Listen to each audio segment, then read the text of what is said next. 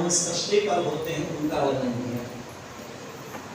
पहले मनु का नाम था स्वायंभू नाम के मनु, दूसरे मनु का नाम था स्वारोचिष नाम के मनु, तीसरे उन्हीं के भाई थे जिनका नाम था उत्तम नाम के मनु,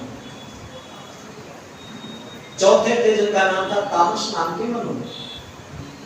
इन्हीं के कार्य में गजेंद्र मोक्ष गज और ग्राह का युद्ध हुआ था। बोले महाराज गज और ग्राह का युद्ध क्यों हुआ? बोले एक बार एक हाथी पानी पीने की इच्छा से सरोवर में गया और सरोवर में जाकर के उसने पानी पिया। बहुत प्यास लग रही थी तेज, अपने बालकों पे पानी लेकर के सूंड से फव्वारा जैसा उनका अभिषेक कर रहे थे। एक ग्राह आया और हाथी के पांव को पकड़ लिया, पकड़ करके गहराई की ओर खींचने लग गया। हाथी अपनी ओर खींचता है, ग्राह अपनी ओर खींचता है। हाथी के जो साथी हैं वो सूंड में ला करके बाहर निकालने की चेष्टा करते हैं, पर निकालने में सक्षम नहीं हुए और सारे के सारे छोड़ करके चले गए। हाथी ने अपने मन को एकाग्र किया, मुझे संकट से अगर छुड़ा सकते हैं तो भगवान नारायण, और कोई नहीं छुड़ा सकता। मन को एकाग्र किया और सूंड केवल तिल भर डूबने को शेष रही थी।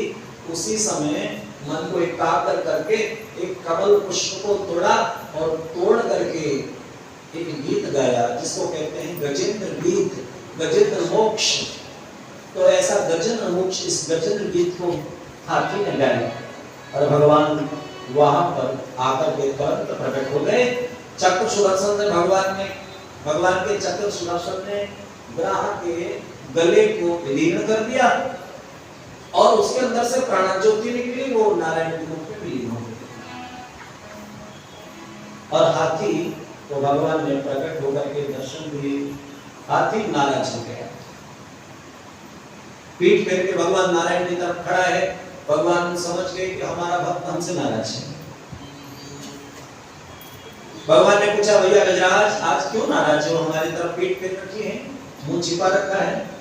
हाथी ने कहा साहब आपसे बात नहीं करनी। बोले क्यों?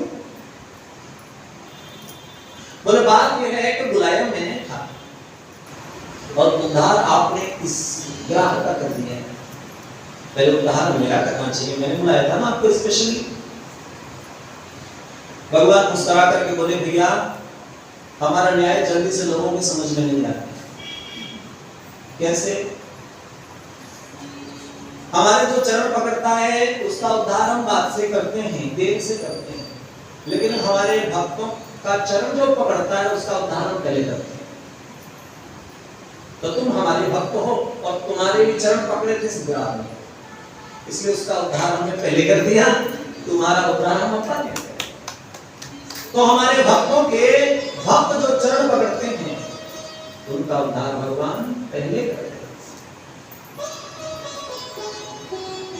गजेंद्र मोक्ष ऐसी स्तवन है जीवन में जिन पे बहुत ज्यादा कर्जा हो गया हो, बहुत ज्यादा ऋण चढ़ गया हो, कैसे भी करके वो करना बहुत असंभव बात हो, वो इस गजेंद्र मोक्ष का पाठ करते हैं तो उनका बहुत जल्दी कर्ज चुक जाया करता है। और जिनको रात्रि में खराब स्वप्न आते हो, बिस्तर से उठ करके भागने लगते हैं, चीखने लगते हैं, चिल्लाते हैं, ऐसे प्राणी गजेंद्र मोक्ष का पाठ करें, उनको अच्छे बुरे दोनों ही प्रकार के स्वप्न आना बंद हो जाते हैं। स्वप्न आते ही नहीं।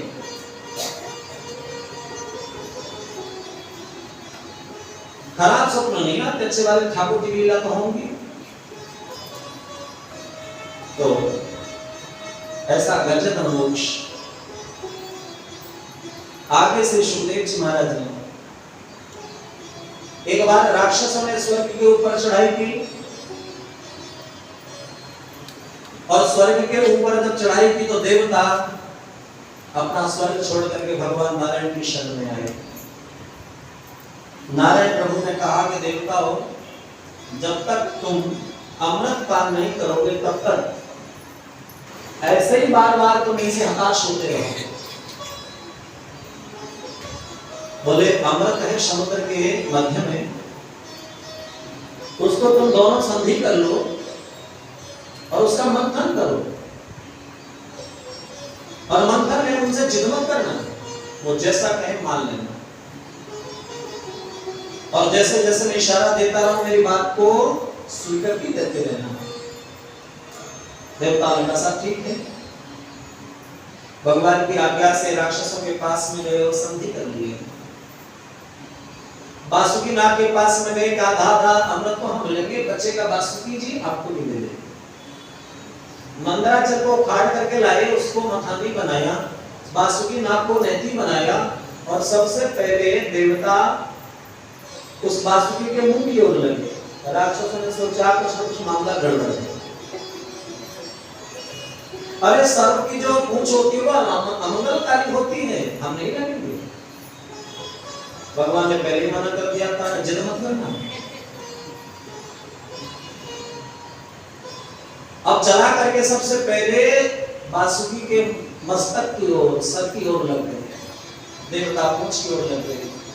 मंथन कार्य प्रारंभ हुआ, लेकिन उस मथानी की कोई आधारशिला नहीं हुई। सब हताश होकर के बैठ गए। तो भगवान ने एक कछुए का रूप धारण किया।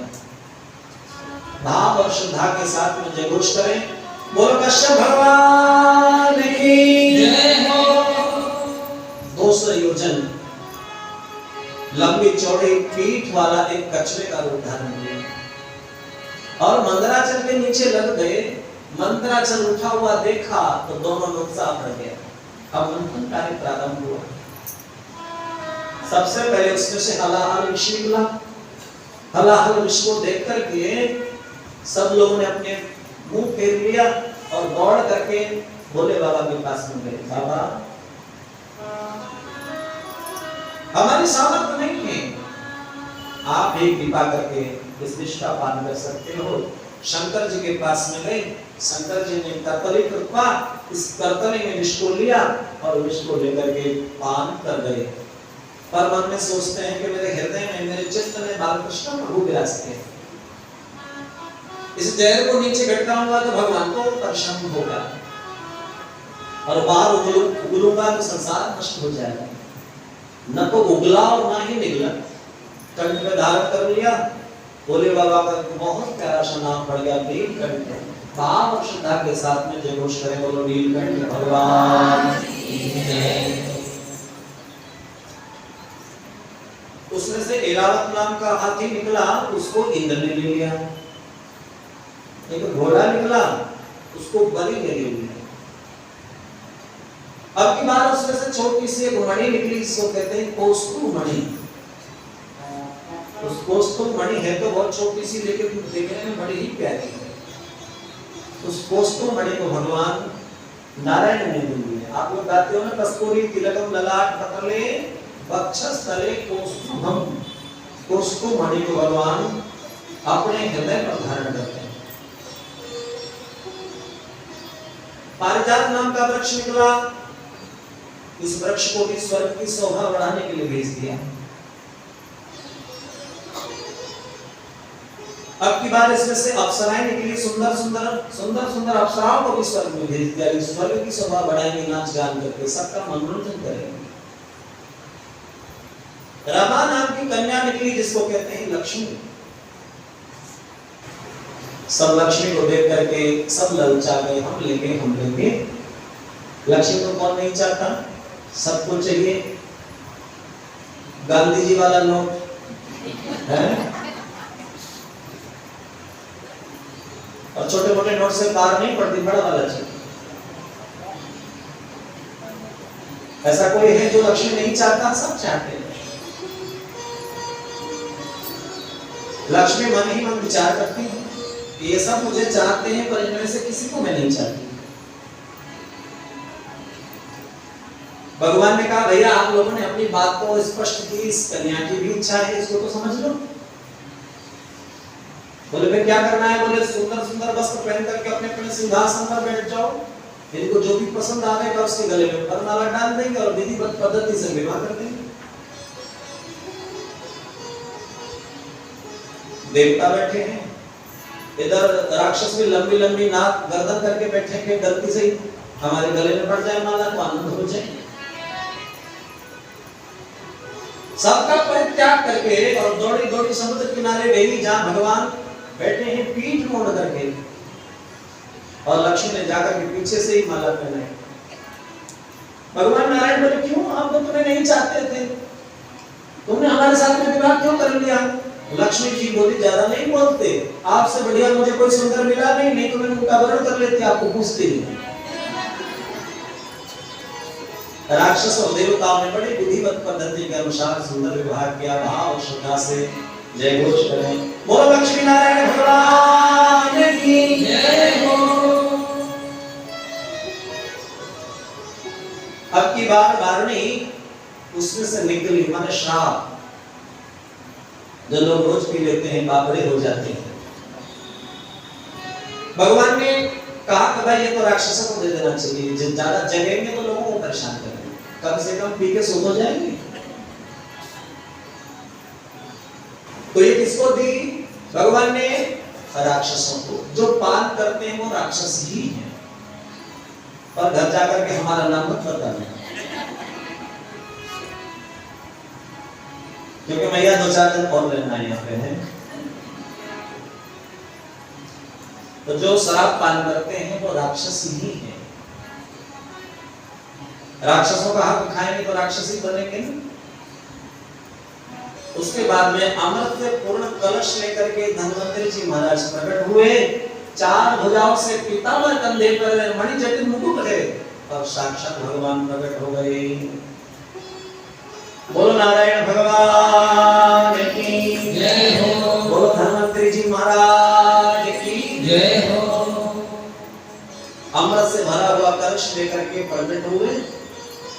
सबने दर्शन तो कर लिए, पर राक्षसों को प्रतीक्षा नहीं होती।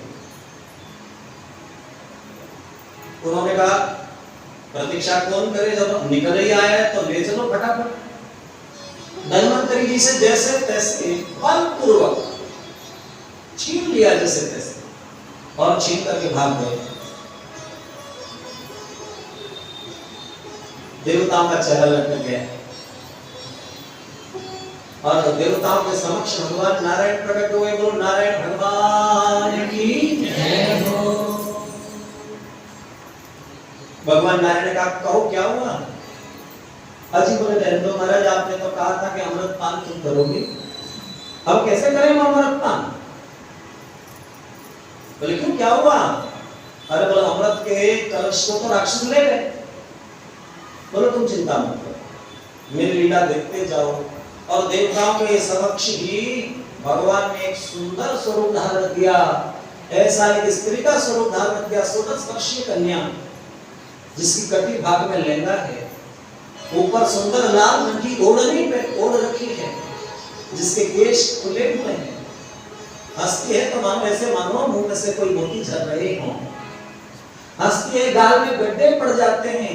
ऐसी सुंदरता का सुंदर रूप धारण किया भगवान ने। बोलो नारायण भगवान की जय हो। और भगवान सीधे जहां पहुंच गए, जहां राक्षस अमृत के कलश को लेकर के पहुंच तो गए, पर पी नहीं पाए।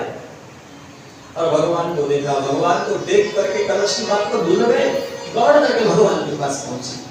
अजी कौन है आप? भगवान बोले कि मेरा नाम पूछते हो? हाँ हाँ आपसे बात कर रहे हैं। बोले मेरा नाम तो मोहन है। हाँ हाँ, यथा नाम तथा गुण, जैसा आपका नाम है वैसे गुण है। आपको देखते ऐसा लग रहा है तुम्हारा मन खिंचा ही जा रहा है आपकी ओर। अजी आप एक बात बताओ, यहाँ जंगल में आप क्यों घूम रही हो? भगवान बोले देखो बात ऐसी है कि मैं विवाह के योग्य हूँ, और मुझे विवाह करना चाहिए, तो दूल्हे की खोज के लिए। बोले आपके माँ बाप कहाँ गए? बोले मुझे नहीं मालूम, बचपन में ही समाप्त हो गए थे, मर गए थे। अब माँ बाप नहीं है तो सारा काम मुझे करना पड़ेगा, तो मैं खोज रही हूँ कोई सुंदर सा दूल्हा मिल जाए। राक्षस बोले जी हमको कम समझती हो, हम भी कश्यप ऋषि की संतान हैं, तेज से भरे हैं, सुंदरता हमारे अंदर बहुत है, तपस्वी हम बहुत हैं, जानते हो तुम खानदान बहुत ऊंचा है, कश्यप ऋषि की संतान। वाह बहुत बढ़िया है, लेकिन आप ये बात बताओ, झगड़ा का बात कहो रहे आप लोगों को? ये हो रहा था ना झगड़ा, में देख रही थी। अजय क्या बता, मैं आपसे छिपाना क्या है? हमने उद्यम किया था, उसमें से अमृत निकला है और हम देवताओं से चुरा करके उनको कुछ समझते नहीं, चुरा करके भागे हैं। उनका हक तुम लेके आ गए, तुम तो बेईमान हो और अपने आप को कृष्ण किसी की संतान बताते हो। शर्म नहीं आती तुम्हें? मोर के डांटने लगा। राक्षस बिल्कुल सीधे हो गए। आज ऐसा करो तो अभी हमने पिया थोड़ी, आप जैसा चाहो वैसा करो। भगवान ने वो अमृत का कलश लिया और उसको हिला ढुला करके देते हैं। देखो, आपने हृदय की बात करूं, आपसे बना देखो, ऊपर ऊपर पतला पतला है, नीचे नीचे गाढ़ा गाढ़ा है। और पतला पतला हम देवताओं को पिला देंगे और गाढ़ा गाढ़ा आपको पिला देंगे और आपसे शादी कर लेंगे, हमारा जीवन बीत जाएगा। बहुत बढ़िया, क्या बात करिए मजे की। 2 लाइन लगवाई और 2 लाइन में एक में देवता बैठ गए, दूसरे में राक्षस बैठे और देवताओं की पंक्ति से मोहिनी भगवान ने अमृत पलटना शुरू कर दिया। और कभी कभी अपने वस्त्रों को थोड़ा झीना झीना उभार देते, उसमें खुश हो जाते। कभी बालों को मिला देते हैं, उनकी तरफ बस मुस्कुरा देती है, उसमें संतुष्ट हो जाती है। हम समझ रहे हैं जल्दी जल्दी पतला पतला पिलाओ, गाढ़ा गाढ़ा होगी तो पिएंगे। बीच में सूर्य और चंद्रमा के मध्य में राक्षस आया, राहु। इन्होंने इशारा किया, भगवान ने चक्र सुदर्शन से उसका शिरोच्छेदन कर दिया। अमृत पान करने के कारण वो मरा नहीं। पहले 7 ग्रह थी, अब दोनों को क्या ग्रह में जाकर के स्थापित 2009 है हो गई, राहु और केतु।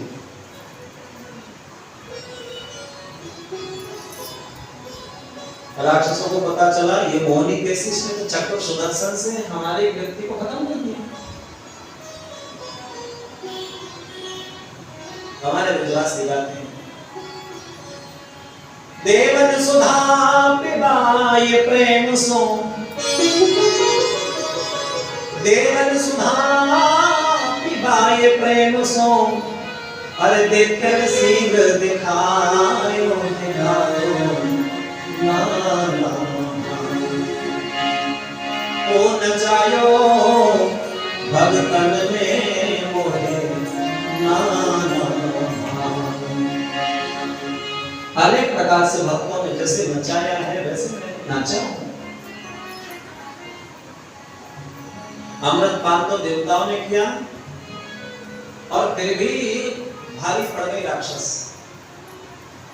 ब्रह्मा जी ने नारद जी को भेजा, नारद जी वैसे इस धरती पर सृष्टि कम है, मेरी आज्ञा जाकर के सुना दो, इस युद्ध को विराम दो।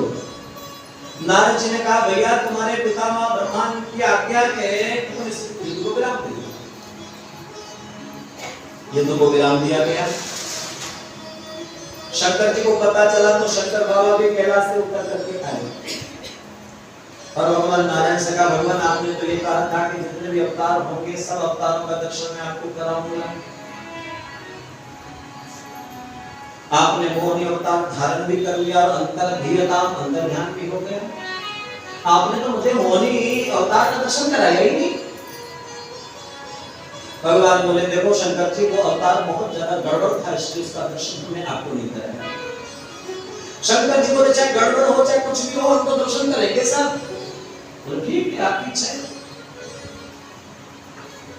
अब शंकर जी को थोड़ी पता कि अभी अभी दिखाने वाले हैं। शंकर जी कैलाश पर जा रहे थे, एक वृक्ष के नीचे माता पार्वती के साथ बैठी। क्या देखा? मोहिनी भगवान का दर्शन किया और मोहिनी भगवान का दर्शन करते शंकर जी माता पार्वती के साथ चुपचाप उठ खड़े हुए। माता पार्वती ने इशारे से पूछा, कहां जा रहे हो? शंकर जी ने कहा, हम जहां जा रहे हैं ठीक ही जा रहे हैं, तुम शांति से बैठ जाओ।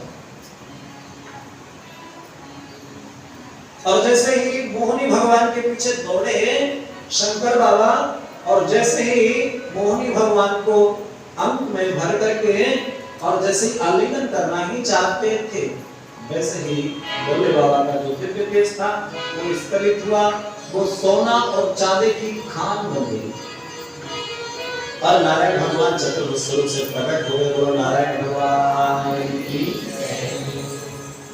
नारायण भगवान को देखते ही शंकर जी की शर्म के कारण नेत्र नीचे हो गए।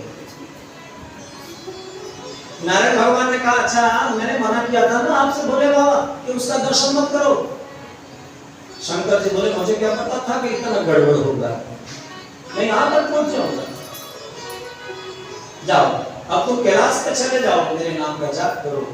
नारायण भगवान ने कैलाश पर शंकर जी को भेज दिया। बोलो कृष्ण कन्हैया लाल।